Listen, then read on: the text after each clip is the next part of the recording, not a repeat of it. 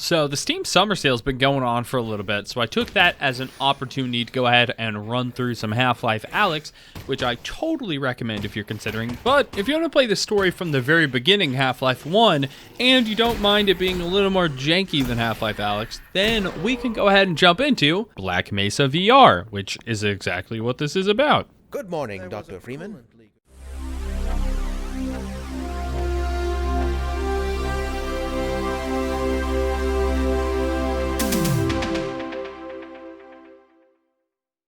So to set all this up, we're going to need to use a program called VorpX. Now, the short explanation of this is that VorpX is going to change how our camera works in the game.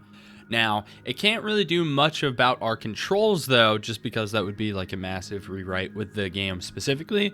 So there is no hand tracking with touch controls or etc. You aren't going to be able to reach out and grab things like holding a gun in Half-Life Alyx. If you like the touch controllers, I think you can actually remap them to act like an Xbox One or PS4 controller, you know, something like that, but I've never messed with that personally. I would recommend just going with a normal controller or keyboard and mouse. And if all this stuff is a deal breaker for you, then, sorry, I really don't have a better solution. You probably should just quit watching. But if that's totally fine with you, then let's go ahead and move on and talk about VorpX. Now, VorpX has a huge list of supported games with varying degrees of integration.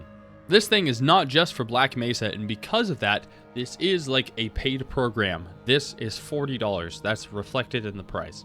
Now, once you go ahead and download and run this program, I'll open it up. This is what it's going to look like. Now in here, there's a lot of different settings, a lot of different help you can get, different tips, different troubleshooting. For this, it's going to be pretty straightforward. I'm pretty much just going to walk you through everything I do. So we're going to want to go ahead and grab a profile. Now right here, we can go to cloud profiles. And what this is there's different user shared profiles, ones that people have made, ones that are actually endorsed by VorpX as well. And we can go ahead and type for Black Mesa and see what the best profile is. If you're doing any game, I'd probably just go ahead and start here and then start tweaking stuff. And as you can see, this right here has a bunch of downloads and endorsements, and it's up to date. If you look at some of the other ones, you would think, oh, well, maybe someone took the official one and tweaked it and made it better or whatever. But a lot of these are actually out of date. So this one's probably the one you're going to want to go with. And what you do is you'll just go ahead and you import the profile. And so what that's going to do is that's going to grab everything from that, and it's going to run those settings whenever we run this program now. And then you can go ahead and hit apply and just close out of that. And then to set this up in the easiest manner, what I would go ahead and do is go to your actual Black Mesa games, and we're going to add special launch options. Now this is what I have right here. The old game UI is going to help smooth everything out. And I also have a custom resolution for this to launch into. Now, certain games are going to need different resolutions to work with it, and I'll show you it whenever I actually jump into it. But you want to go ahead and play this in a 4:3 resolution instead of a 16:9, and that is going to help eliminate flicker. Again, this is different for different games, so you'll have to look into it for other things if you're using VorpX for other things, but this is specifically what I'm using, and I think you should probably use this as just a starting point and then tweak with it to your liking. You can make the resolution even higher to make it look better or lower. Something I will say though, this game is not built specifically for VR, and because of that, it doesn't have really nice VR optimization, and because of that, it's going to run at a lower frame rate, and that may make you sick. So really would try to get the best frames you can, and then like start finding little shortcuts to, you know, make it run better, or look better and run worse, I guess. So whenever I go ahead and jump in, I loaded up a save, and on this, you immediately get a message, change to a 4:3 resolution if you hadn't already. And it also is saying that this has direct VR memory scan supported, which is going to be kind of what you're using to set up everything. Now, it doesn't look bad right off the bat, and you can see I'm moving my head around. Well, you can't see me moving my head, but you can see in game that I'm moving around. I am moving my head around, and it looks fine from this perspective, but let me show you the Oculus mirror, how it actually looks in the headset. So by default, this thing gets it pretty good, but everything's still kind of weird. Like, the perspective is just maybe like a little too big in some ways and not in others. And I don't know, there's just something kind of off with it. So there is actually a way to go ahead and fix that. You want to go ahead and go into the direct VR memory scan, which you can just hit Alt L on it and then stay really still. And what that's going to do is it's going to configure your rotation, position, and field of view. And you'll take a bunch of different things into consideration and kind of just readjust everything. And it actually is like pretty spot on. And now we can just move around and I don't feel really weird or sick or whatever. And just from there, like, it's already pretty much playable. I can walk around and go through everything and have a pretty good time.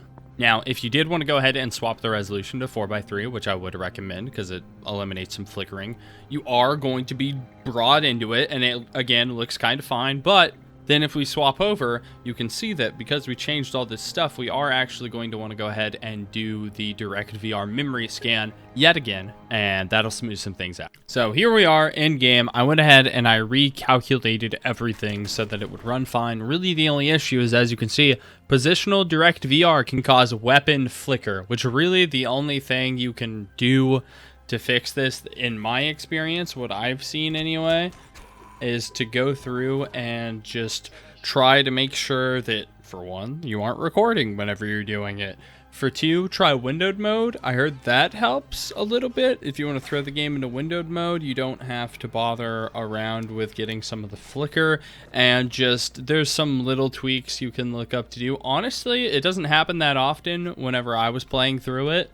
And it's really not that distracting whenever I'm playing, so I'm just kind of going to leave it as is and not bother with it. I don't know if it's better for any weapons. I actually haven't played through this a ton in VR, and I'm just going to go ahead and show you a part towards the beginning of the game.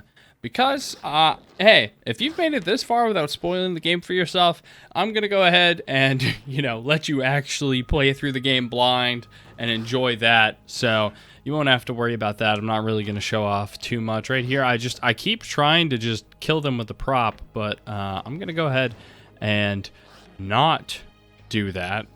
Pass on through in a second. But yeah, this is really how you set it up.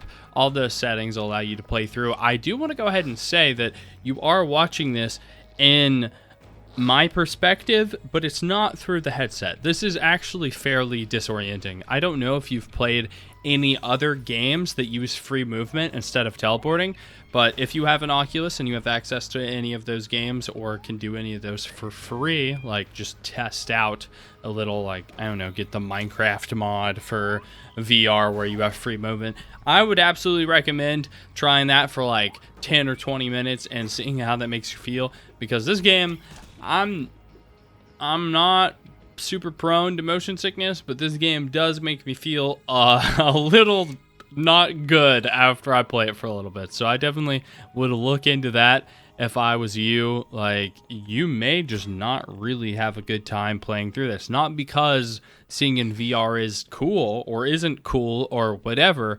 You might get sick. So I'd really look into that before you go out and buy the program, because most of the games are going to be like this to a degree, maybe a little better, maybe a little worse, and that's really it. I might make some more VorpX videos in the future, especially if they need some tweaks and there's stuff that I really want to play. Like, I don't know. There's a huge list of games.